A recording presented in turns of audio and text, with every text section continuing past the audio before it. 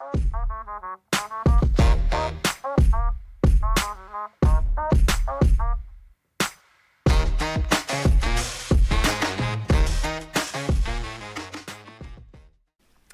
to Supercool, the show about real-world climate solutions that cut carbon, boost the bottom line, and improve modern life. Each week on Supercool, we go behind the headlines to pinpoint the stories and data accelerating the low-carbon economy in towns and cities across the U.S. and around the globe. I'm your host, Josh Dorfman. Stay up to date on Supercool by subscribing or following us wherever you're listening. And please leave us a review. And if you want more Supercool, subscribe to our weekly newsletter that expands on the topics we cover on the pod. There's a silent revolution happening on the streets of our cities, in our forests, on our trails, and here in my coastal hometown of Surfside Beach, South Carolina.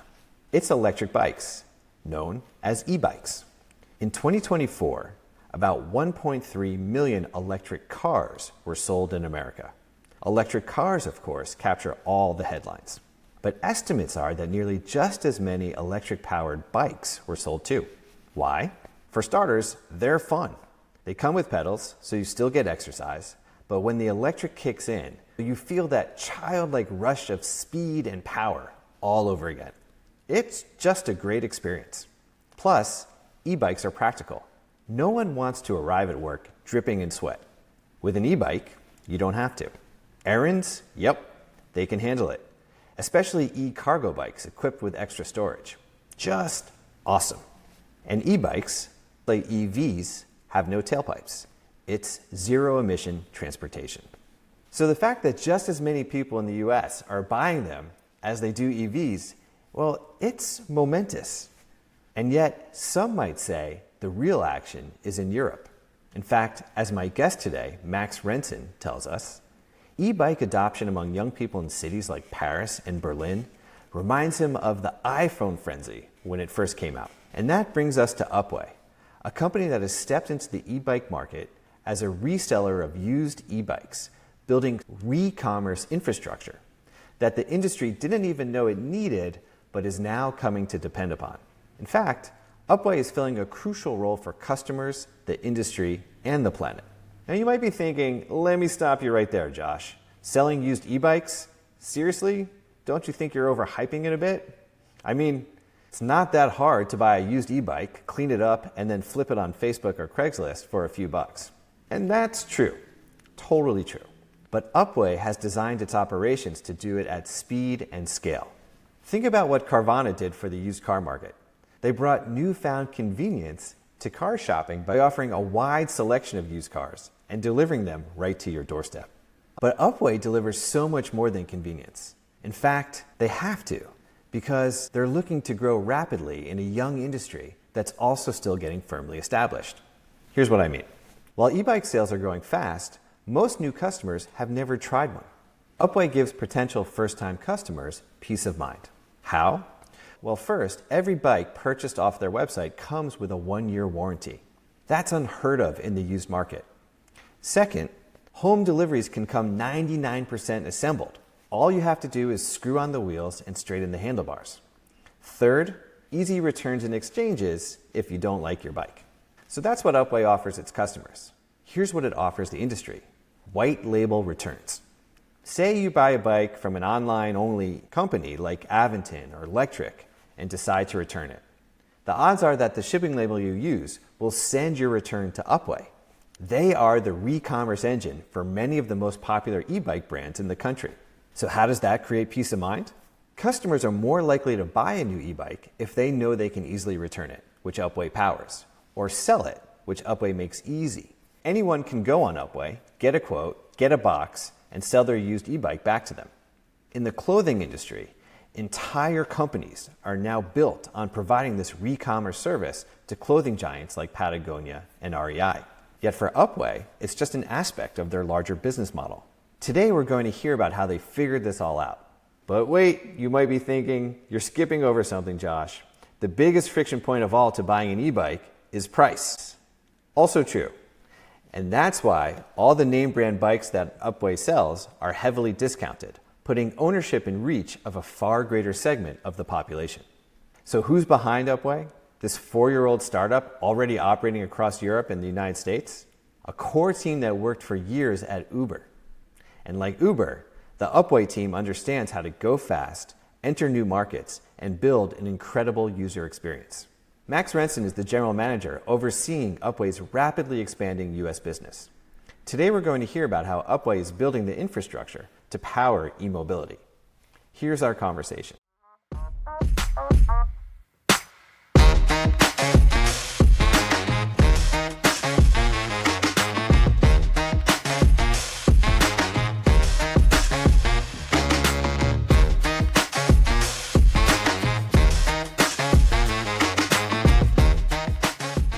Max, welcome to Supercool. Hey. Before we get into Upway, I'm very curious to hear about your background, about the co-founder's background. You all share some common history with Uber. I think that's fascinating for how you approach this market and think about building this business and serving this customer. Tell me a little bit about your background and how you got to Upway. Well, first, I'm Max, and thank you for having me in the show. As you can hear, I'm not from the US. I'm actually from Belgium. Before working for Upway, I worked for different companies. The last one was Uber. I stayed for a bit more than 6 years at Uber. And my last job there was to be the GM for New York, tri-state area for Uber Eats. So I'm managing, deliveries for New York City as well as other big cities in the Northeast. But then 2 years ago, I decided to stop my adventure at Uber and join, familiar faces at Upway. The two founders of Upway have also an Uber background, even longer than mine, I think between 7 to 9 years. And one of the founders was actually my former boss at Uber in the US. So we all share that background. We all share that love for mobility and having an impact on our environment, on the world. Yeah, I love that. One of the things that really jumps out to me about Upway's business, and I've thought it has to be this way, I would think, in order for Upway to succeed, is speed, right? Because what you're doing, in some ways, a lot of people could do it. Oh, let's go get e-bikes, we'll refurbish them, we'll resell them, right? Like that in itself doesn't sound particularly revolutionary or transformative. And so as I've looked at your business, what struck me is that to make this really work and scale, it's really got to be about operational speed, supply chain speed, the logistics of getting a used e-bike and then bringing it kind of through your system, which we'll talk about, looking at a 50-point inspection, changing parts if that needs to happen, getting pictures, getting up on site and delivered to a customer in a delightful way. The whole trick seems to be really operational. Is that fair to say? Yeah, that's fair to say. And it's also fair to say that it's not a complicated business model. Like it's a business model that already exists for cars, right? With CarMax or Carvana in the US or some other companies in Europe that are already doing that for cars. But no company was 3 years ago or 4 years-ish ago, no company was actually doing that for bikes and e-bikes, for a product that in some countries has seen an adoption similar to the smartphone back in the days, right? If you look at the streets of Paris, the streets of the biggest cities in Germany, for example, it is pretty insane, the number of e-bikes out there on the road. So yeah, business model is quite simple, but your ability to make it happen very fast and to operationally be excellent is probably what we are good at, thanks to our experience in different companies such as Uber, as well as being a very customer focused and always trying to improve every day. That's in our DNA. We have been, raised in the different companies we have worked for like that. And that's why we've been able to move very fast. If you think about it, we launched our first warehouse in Paris in November 2021. Now we are in 8 countries, 7 in Europe plus the US, right? In just around 4 years. Of course, if we look at it internally, we're like, we can do more. But if you take a step back, it's pretty impressive to look at that. Yeah, absolutely. And so I want to spend some time talking through those operations, those steps, which I think also goes to how you're establishing trust and confidence with that end customer, who clearly is a big focus.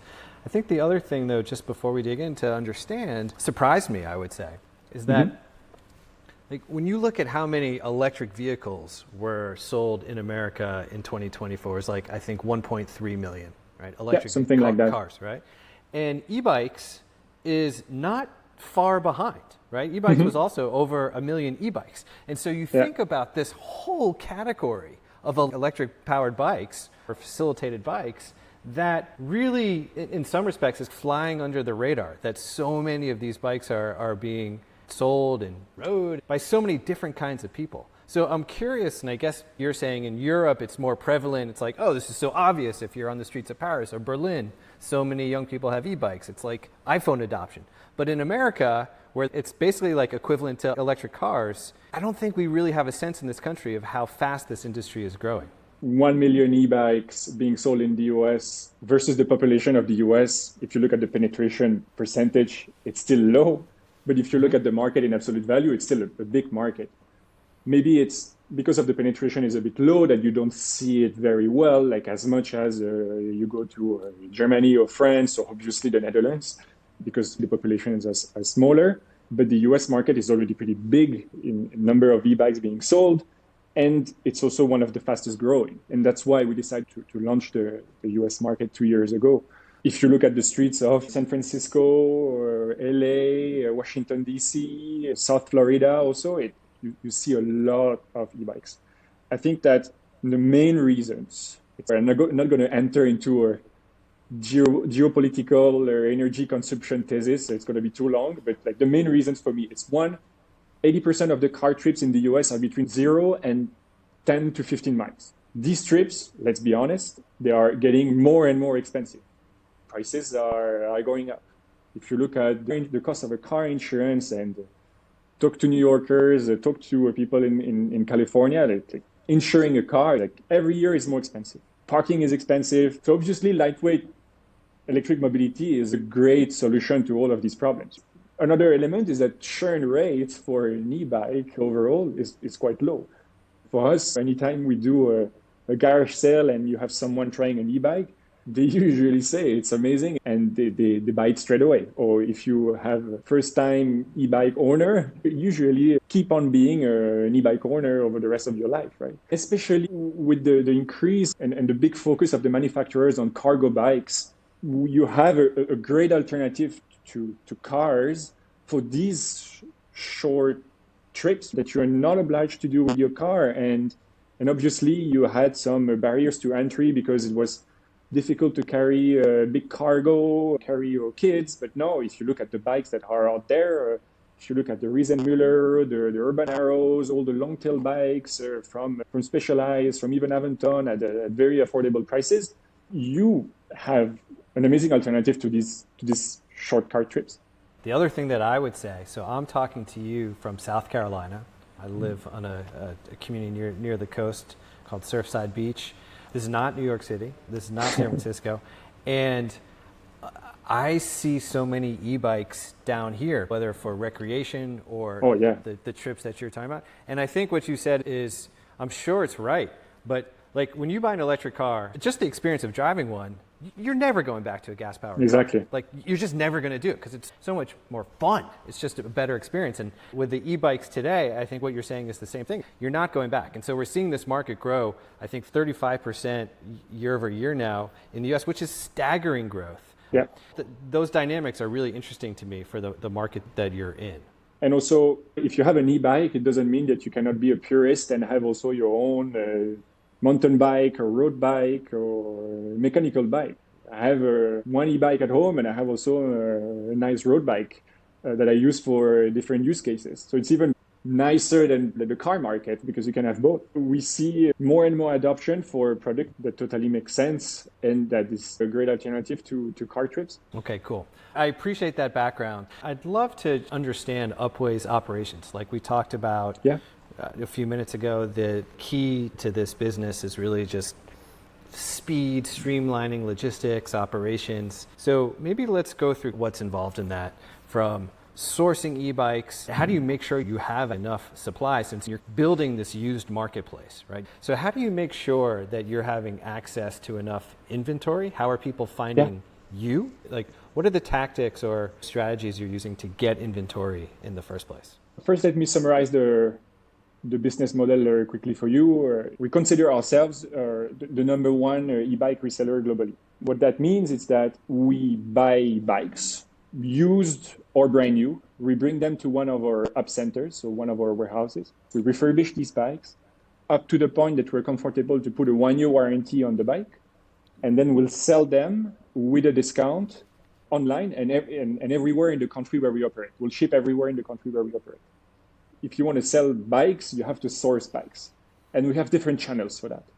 The first one, it's inbound. You and me, we can sell our bikes on Upway. You go directly on our website, you get a quote, depending on the brand, it can be between 1 minute to 24 hours. You get that quote, you accept that quote, we send you a box, and then you schedule yourself your pickup with FedEx, and then FedEx comes to pick up your bike. We get the bike at our facility, we inspect it, and within 24 hours, you're paid.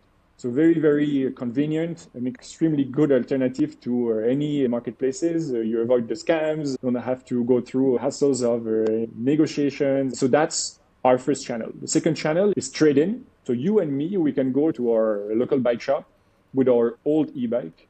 We can get a quote for that old e-bike in the bike shop, and we get the value of that old e-bike in store credits. And what Upway does is that we power the quoting. So we give the value to the old bike as well as the pickup.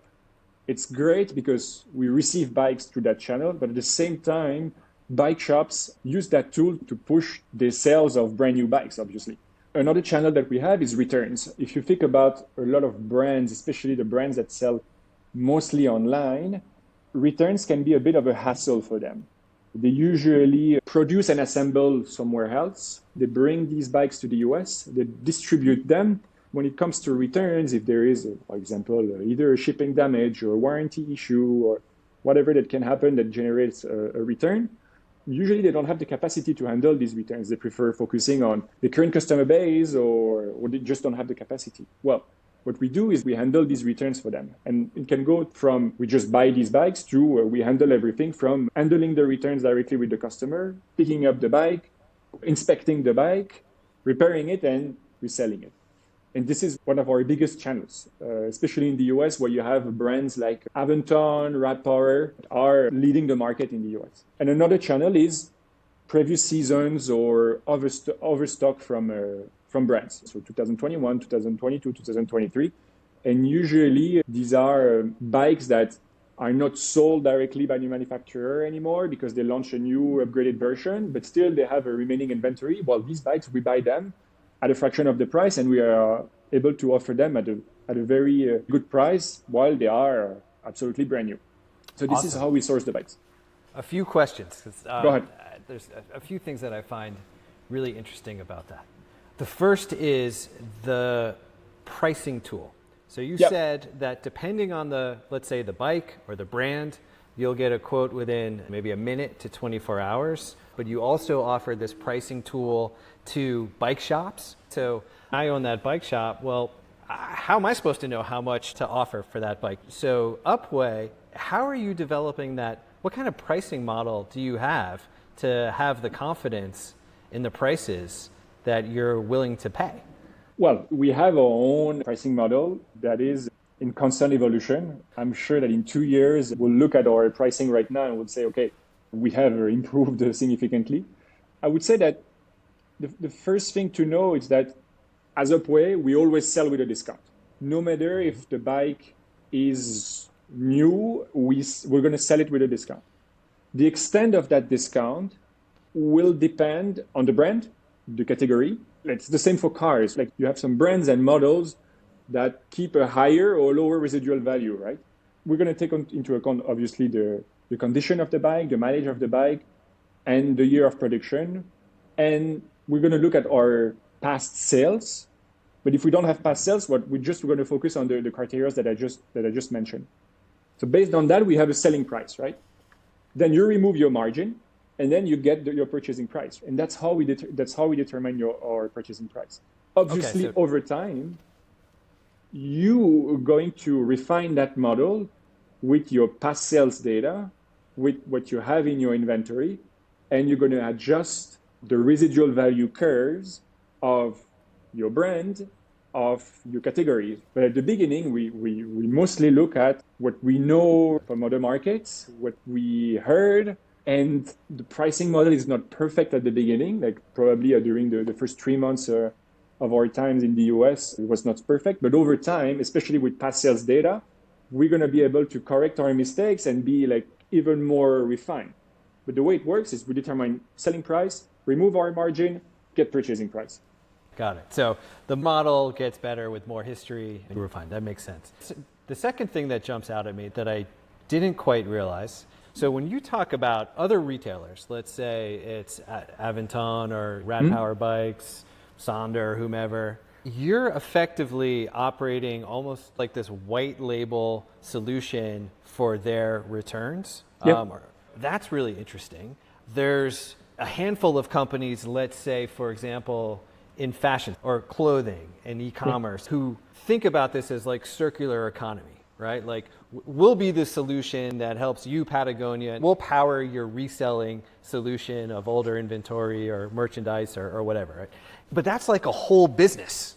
And for Upway, that's like an enabling piece of your business, right? Yeah. But it's like, and that's really interesting to me. Do you think of yourselves as being part of this circular economy? Does that factor into the DNA of the company? Or is it just like we operate this way because this is the most efficient way to go? If you look at the core mission of Upway, we consider ourselves part of the circular economy. At the end of the day, when you try to create from the ground up a secondhand market, obviously you're going to reduce waste. You're going to give access to a more sustainable way of circulating to more people. So by essence, when we do that, especially when we source bikes, then we avoid having bikes that are shipped with a tiny damage that we can definitely repair, that is not damage that, when we talk about a little scratch on the frame, as long as the frame is not cracked, then the bike is perfectly safe, then why not trying to resell it, right? On trade-in, it's the same. Like when you want to upgrade, but you don't know what to do with your old bike, well, Upway is there to take it. We're going to fix it. We're going to refurbish it so that it's ready to be purchased by someone who maybe didn't have the budget to buy that type of bike and is going to be able to do that. It's already something very circular. And Upway is an enabler of that. As you're describing it, as I'm thinking about it, all these different channels you have to take bikes. Okay, we can do it direct. You can go on, I own a bike. I can go on Upway and do it myself.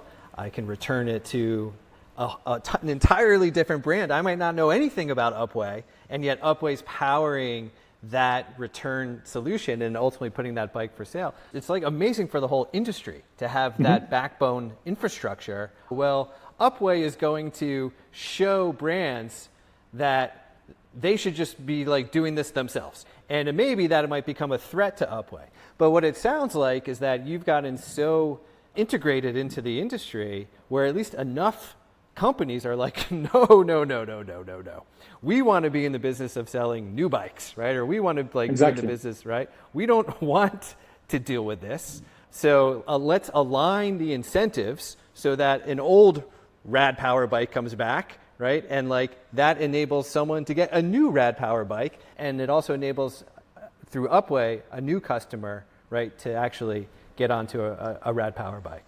Exactly. Through trade-in and as well as creating a residual value, like a high residual value for their bikes, right? It's the same that happened in the car market. And I think that maybe there was some resistance when Carvana or CarMax launched in the US, especially coming from manufacturers, but they understood very, very fast that the more you make sure that your brand or your products have a high residual value on the secondhand market, the more you'll be able to actually increase your own prices or actually increase your sales, right? If you buy a car, and in our case, a bike, that you know you're going to be able to resell very fast. So that's one. But then on top of that, you're going to be able to resell very fast at a high residual value. Then it's great for the manufacturers. So we can be perceived sometimes as a threat, but actually if we work together, we're going to grow together. And honestly, if e-bikes are there to replace 80% of the car trips in the US, then obviously there's going to be a a second-hand market. There is no chance it's not going to be. So better working together so that we make sure that high residual values are there and that there is a clear second-hand market so that people, when they buy a brand new bike, they are reassured on the fact that they'll be able to resell it quite easily. Yeah, especially because these are high ticket items. I mean, even exactly, that makes a lot of sense. All right, let's switch gears. So when you open a new country or a new market effectively, you land in a city, you open a facility, this is where you're bringing in your inventory, this is where you're doing repairs. And so Upway got started in New York City. I understand that either it's happened already or will happen imminently that you're opening Los Angeles too to become more efficient in serving, obviously, California and the West, huge market.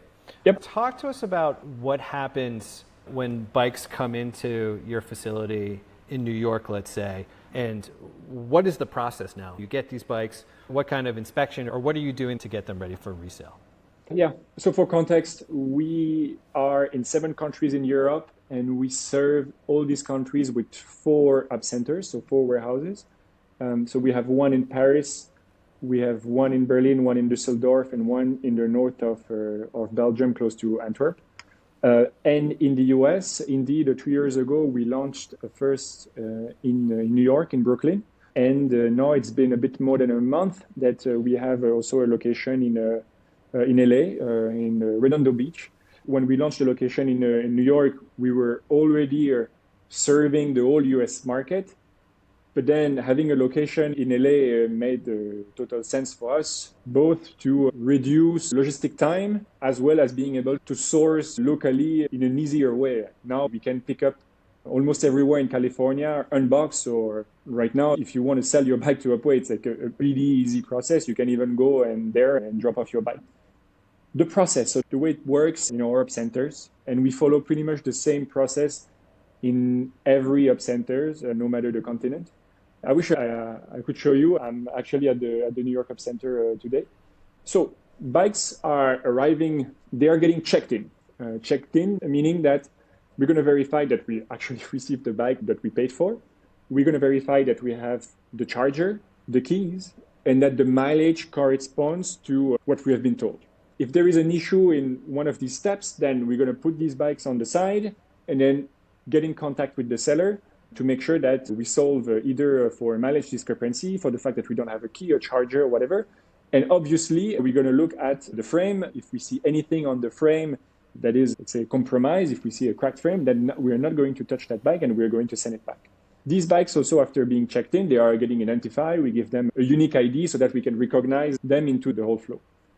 Once they are checked in, they go into our backlogs before being repaired by one of our mechanics. The priorities are set depending on what we have in our inventory. If we are missing some Aventon, then maybe the big focus for the week or for the month will be to repair Aventon first. But usually it's a first in, first out logic. Then mechanics are going to repair these bikes, replace everything that needs to be replaced, refurbish the bike up to the point that we are very comfortable to put a 1-year warranty on the bike. Then these bikes are going to be quality checked by one of our team leads. Once they are quality checked, they're washed. Then we're going to take pictures of them. We have a nice photo studio, pretty similar to the car industry that takes 6 pictures automatically. And then we'll take also pictures of all the scratches so that we have a complete picture of the bike. So the bike that you see on Upway is actually the bike that you're going to get.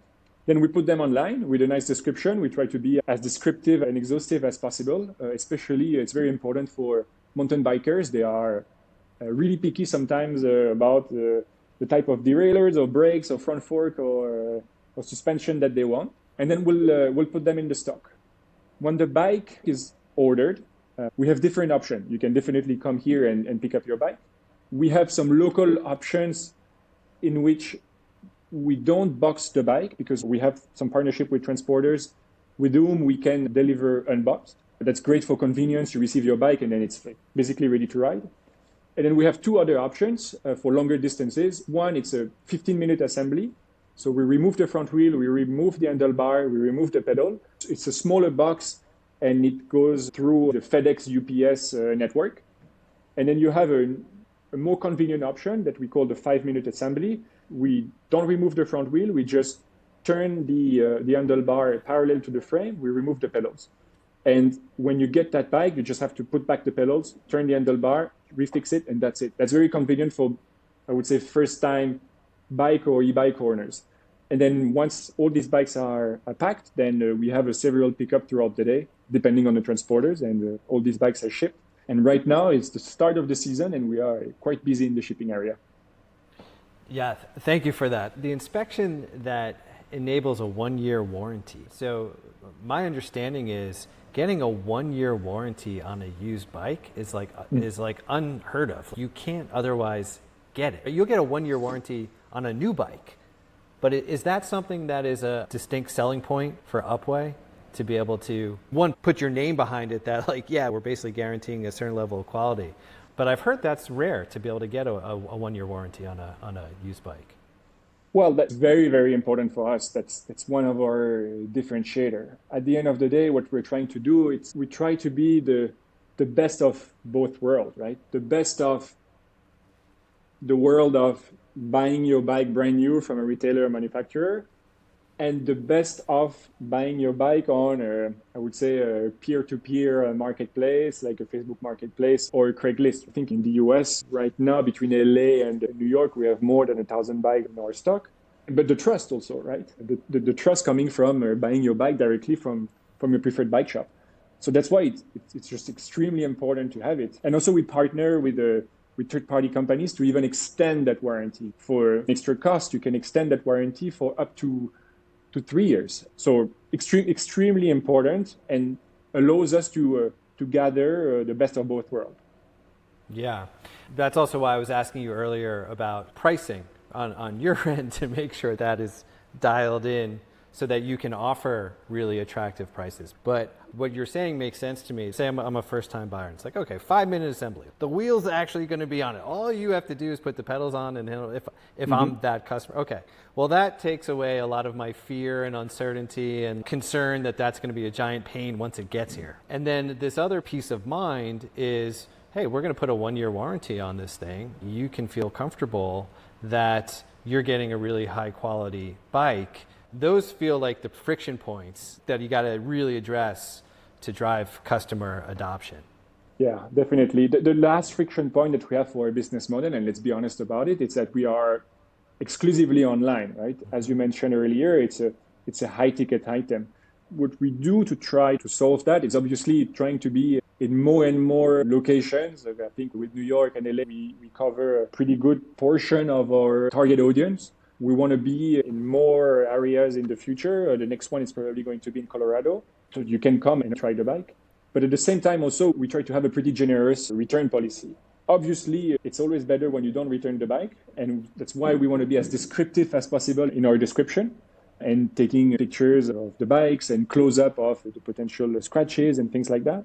What we have right now is that you pay your delivery fees plus the price of the bike. And if you want to return it, we'll reimburse you the price of the bike. But sometimes these delivery fees are fluctuating between, depending on your zip code, between $0 to $149, right? If you want to get your bike fully assembled and very fast. So that's obviously a risk that we take, but it's to compensate probably the only or the last friction point that we have for our business model. Yeah, and I mean, you're online, so you don't really have a choice. You have to kind of accept what comes with being the digital e-commerce company. When you're bringing in bikes and they're in the waiting room, I imagine you must have a lot of KPIs around speed, getting that bike kind of through inspection. Like, how many bikes can you guys process in a day? And are you at max? Could you go more, or what's that like? That's a good question. First, taking a step back, one of the main KPIs we look at, it's for how long a bike has stayed in our inventory.